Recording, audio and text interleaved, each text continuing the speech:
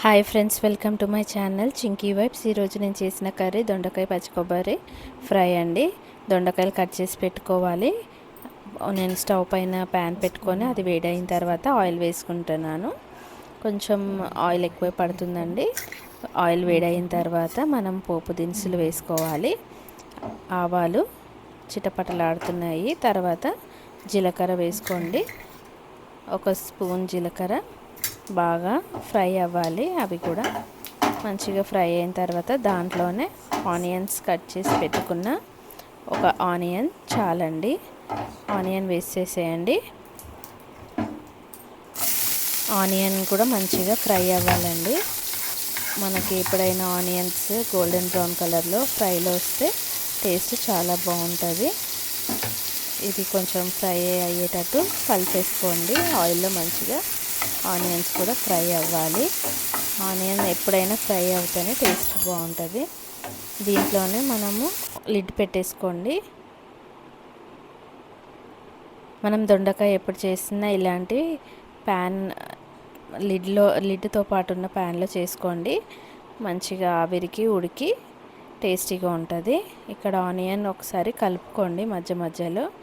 అలాగే పెట్టేస్తే మాడిపోతుంది. నేను ఇప్పుడు కరివేపాకు కూడా అందులోనే వేస్తున్నాను. కడిగి పెట్టుకున్న కరివేపాకు వేసేసాను. నెక్స్ట్ మళ్ళీ కొంచెం సేపు అది బ్రౌనిష్ కలర్ రావాలి కాబట్టి క్లోజ్ చేసి పెట్టేసేయండి లిడ్. నెక్స్ట్ దీంట్లోనే మనము ఆనియన్స్ అంతా బ్రౌన్ అయ్యాయి కదండి, ఒకసారి కలిపేసుకొని పసుపు వేసుకోండి. పసుపు కూడా కొంచెం ఆయిల్ ఫ్రై అయితే దాని టేస్ట్ బాగుంటుంది. నెక్స్ట్ మన ఇంగ్రీడియంట్ అల్లం వెల్లుల్లి పేస్ట్ ఒక స్పూన్ వేసుకోండి. ఎప్పుడైనా అల్లం వెల్లుల్లి వేసుకున్నప్పుడు మనము మంచిగా కలిపేసుకొని లిడ్ పెట్టకున్నా సరే అండి, మంచిగా అది ఫ్రై అయిపోవాలి. లిడ్ పెడితే ఏమవుతుందంటే కింద మొత్తం పేస్ట్ ప్యాన్కే స్టిక్ అయిపోతుంది. సో మంచిగా ఫ్రై చేసుకోండి ఆయిల్లోనే. ఆనియన్స్ మొత్తం బ్రౌనిష్గా అయిపోయాయి కదండి. చూడండి, అల్లం వెల్లుల్లి పేస్ట్ కూడా బాగా ఫ్రై అయిపోవాలి. అప్పుడే మంచి టేస్ట్ ఫ్లేవర్ వస్తుంది మన కర్రీకి. ఇప్పుడు నేను నెక్స్ట్ మనం కట్ చేసి పక్కన పెట్టుకున్న దొండకాయలు ఒక 1/2 kg అన్నీ తీసుకున్నాను నేను. అవి కూడా ఇందులోకి యాడ్ చేసి పెట్టేశాను. ఇప్పుడు దీంట్లోనే నేను కొంచెము సాల్ట్ యాడ్ చేశానండి. నేను సాల్ట్ యాడ్ చేసిన క్లిప్ మిస్ అయింది అనుకుంటా. దొండకాయలని మంచిగా కలిపేసేయండి. ఈ పీసెస్ ఆయిల్లో ఫ్రై అవ్వాలి. మన అల్లం వెల్లుల్లి పసుపు అంతా పడితే మంచిగా ఉంటుంది. ఇది మంచిగా కలిపేసుకోండి. కింద అంతా స్టిక్ అవ్వకుండా నీట్గా కలిపేసేసి కొంచెం సాల్ట్ వేసుకోండి. దొండకాయ పీసెస్లోనే సాల్ట్ వేస్తే తొందరగా ఉడికిపోతుంది మనకి. దీన్ని మనము లిడ్ పెట్టేసేద్దాము. దొండకాయ తొందరగా ఉడకదండి, చాలా స్లో ప్రాసెస్లో కుక్ చేయాల్సి వస్తుంది. కుక్కర్లో వేస్తే 1-2 విజిల్స్లో ఉడుకుతుంది, కానీ ప్యాన్లో వేస్తే చాలా టైం పడుతుంది. ఉడికినట్టే అనిపిస్తుంది కానీ అస్సలు ఉడకదు. బాగా ఫ్రై అవ్వనివ్వండి. ఇట్లాంటి టైట్ ప్యాన్ పెట్టుకున్నాం అనుకోండి, లిడ్ ఉన్న ప్యాన్ పెట్టుకుంటే మనకు కర్రీ మంచిగా కుక్ అవుతుంది, లేకుంటే కుక్ అవ్వదు. నేను ఇక్కడ కొబ్బరిలు కట్ చేసి పెట్టుకున్నాను. ఆయిల్లో కొంచెం ఫ్రై చేశానండి. డైరెక్ట్ పచ్చివి కాకుండా కొంచెం పచ్చివే కానీ కొంచెం ఆయిల్లో ఇట్లా ఫ్రై చేశాను. ఒక టేబుల్ స్పూన్ ఆయిల్ వేసి ఫ్రై చేసి కొంచెం కూల్ అయిన తర్వాత మిక్సీ చేస్తున్నాను.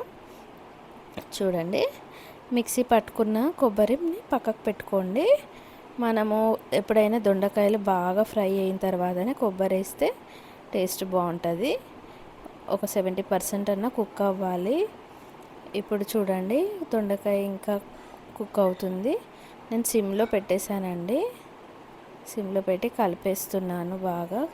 కిందికి మీదికి కలిపితే ఏంటంటే కింద మీద పీసెస్ అన్నీ ఈవెన్గా కుక్ అవుతాయి.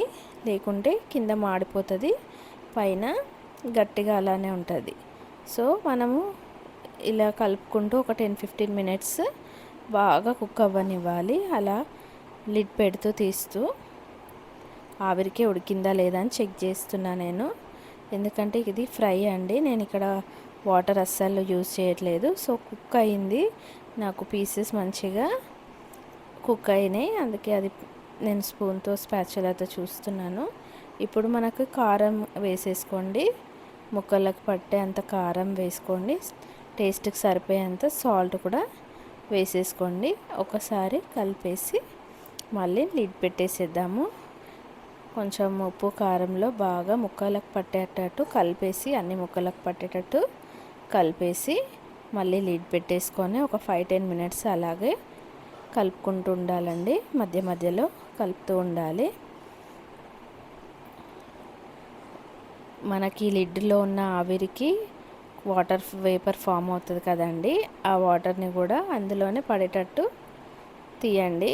తీసి కొంచెం మాయిశ్చర్ ఉంటుంది కదా, అందులోకి పడితే మంచిగా ఉంటుంది. చూడండి, ఇప్పుడు మళ్ళీ కలుపుకొని పీసెస్ అంతా దగ్గరికి అయిన తర్వాత నేను నెక్స్ట్ కొబ్బరి మనం పేస్ట్ చేసి పెట్టుకున్నాం కదా, ఆ కొబ్బరిని కూడా యాడ్ చేస్తున్నాను. కొంచెం తురిమినట్టే ఉండాలండి, మరి పేస్ట్ లాగా ఉండొద్దు. నేను ఒక 2-3 స్పూన్స్ వరకే కొబ్బరి యాడ్ చేసుకున్నాను. పచ్చి కొబ్బరి అండి ఇది. నేను ఆల్రెడీ కొంచెం ఆయిల్ వేసి కొబ్బరిని ఫ్రై చేసి గ్రైండ్ చేశాను కాబట్టి ఎక్కువగా ఫ్రై కాకుండా ఏం కాదు.